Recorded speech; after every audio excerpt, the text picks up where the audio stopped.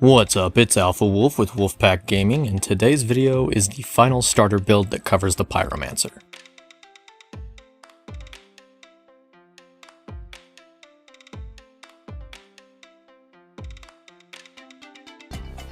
As a reminder, all of my starter builds exclude Legendaries or Tier 3 mods, and only contain gear up to Epic Rarity with Tier 2 or lower mods, to ensure the build is easy to replicate, while still being powerful enough to progress through expeditions up to around Challenge Tier 10 or so, which is then high enough to begin farming for better gear. As always, we'll begin the build by going over the skills that will be used, followed up by explaining the gear and mods which make the build efficient, then go over the important nodes within the class tree, and finally end the video with gameplay of the build in action to demonstrate how it should be played. Before we get started, if you enjoy the video and want to see more Outriders content like this, don't forget to show your support by hitting that thumbs up button and subscribing to the channel. With that said, let's jump into the build.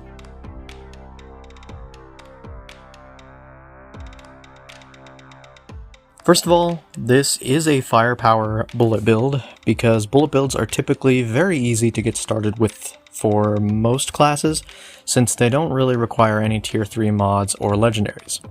Unfortunately, an anomaly power build for the Pyro is very gear dependent, and without certain Tier 3 mods or legendaries, it can be very difficult to set up an optimized AP Pyro build. Since this is a bullet build, naturally we'll be using volcanic rounds as our first skill and combining it with our second skill, Feed the Flames, which will replenish our ammo and prevent any reloading so we can maintain 100% uptime on volcanic rounds.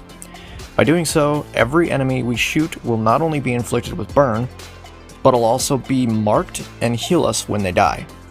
Our final skill is Ash Blast, which will be used to freeze enemies if we become surrounded, and both Feed the Flames and Ash Blast will also be used to increase our weapon damage significantly each time we use them due to a node in our class tree.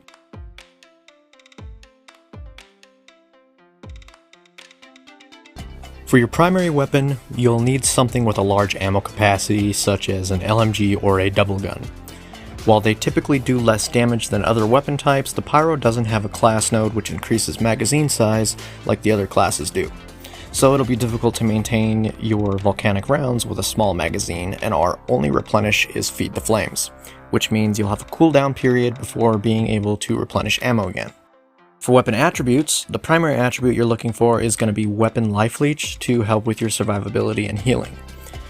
Then, other good attributes for this build are Status Power to increase the damage of your burn and duration of your ash, and crit damage to deal additional damage with headshots.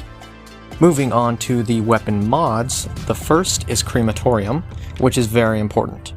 This will cause killing shots to inflict ash on enemies near your target. This is important because we gain several buffs against enemies afflicted with ash, causing us to deal a substantial amount of additional damage to them. The second mod, Storm Whip, is optional and can be swapped out for a mod of your choosing, but I would recommend you use Storm Whip or Death Chains since they're two of the best Tier 2 damage mods for weapons. The armor attributes that are important to this build are bonus firepower to increase weapon damage, status power to once again increase the damage of your burn and duration of your ash, and close or long range damage to increase damage overall. For the armor mods, beginning with the headgear, we have Protection of the Flames, which increases our armor and resistance for each marked enemy killed with a weapon, and stacks up to 3 times. This is an exceptional defensive mod for a Pyromancer. The next mod is Bloodlust, which causes killing shots to increase our firepower for 10 seconds, also stacking up to 3 times. Next is Bullet Absorption for Feed the Flames. This mod is crucial for the build because this is how we replenish our ammo to maintain our volcanic rounds and never reload. For each enemy affected by Feed the Flames, 33% ammo is replenished. The second mod is Ashen Boost, which is the first buff to our ash, causing us to deal 20% increased damage to enemies affected by it. Our next piece of armor has Twice as Hot, which will inflict damage to enemies affected by burn anytime we use Feed the Flames or Ash Blast. Mitigation from Death is our second defensive mod, and will increase our armor up to 3 times for each enemy killed while aiming down the sights. Our third and final defensive mod is Damage Absorber, which will passively boost our armor by a set amount depending on the level of the gear it's attached to, as well as increase resistance by 10%. We also use Bullet Kindling, which will increase all damage to burning enemies by 20%. And for our final piece of armor, we have Wide Grip for Feed the Flames, which enables the skill to affect one additional target for a total of 2, which means each time we use Feed the Flames, we'll replenish 66% ammo in our weapon instead of only 33%. The final armor mod is Ash Cleaner, which is another one of our Ash buffs, which causes critical hits on enemies affected by Ash to deal significantly increased damage.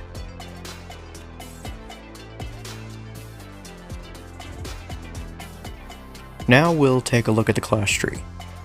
I'll only touch base on the more important nodes, so make sure you pause the video or take a screenshot so you can copy the entire tree. The first node we need is Moths to the Flame, which will increase our weapon leech by 5% to help with our healing. We'll end up with 2 of these nodes for a total of 10% weapon leech increase. Up top is Assault Master, which will increase assault weapon damage by 20%. Moving farther along the Ashbreaker tree, we have Trial of the Ashes, which is another Ash buff and will increase damage to enemies afflicted with Ash by 10%. There's 2 of these nodes that we'll be using, and the second one increases damage by 15% for a total of 25% extra damage. In order to increase our survivability further, we branch off and head down to the Firestorm tree, grabbing the Incinerate node, which inflicts Ash on enemies whenever burn ends on them. We'll also be grabbing Curse of the Pompeii, which will cause Ash to last 15% longer. This is another node which has 2 of them total, and we'll be grabbing them both for 30% total increased Ash duration. The node we're aiming for in the Firestorm tree is Master of the Resistance, to increase our resistance by 20%. Now we continue through the Ashbreaker tree to get Ashes to Ashes, which causes enemies afflicted with Ash to also become afflicted by Vulnerable, which causes them to take additional damage from attacks. And the final node is very important, which is Burning Situation, that causes our weapon damage to increase by 45% for 10 seconds anytime we use Feed the Flames or Ash Blast.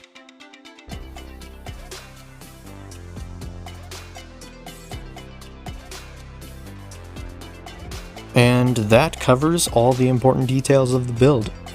So now it's time to see it in action and show you how it should be played. If this build helped you out and you enjoyed the video, don't forget to hit that thumbs up button to show your support and consider subscribing to the channel for more Outriders content. Thanks for watching. Take it easy, everyone.